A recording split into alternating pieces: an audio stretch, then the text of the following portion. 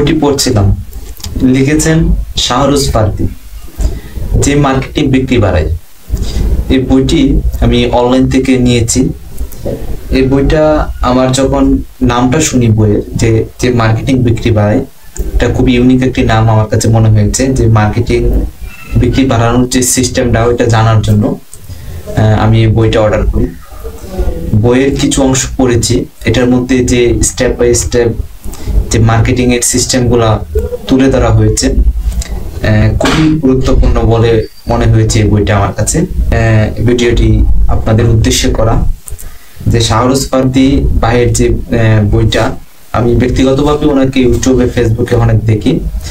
ওনার যে বিভিন্ন সময় মার্কেটিং স্ট্র্যাটেজি, এগুলো আমি ফলো করি।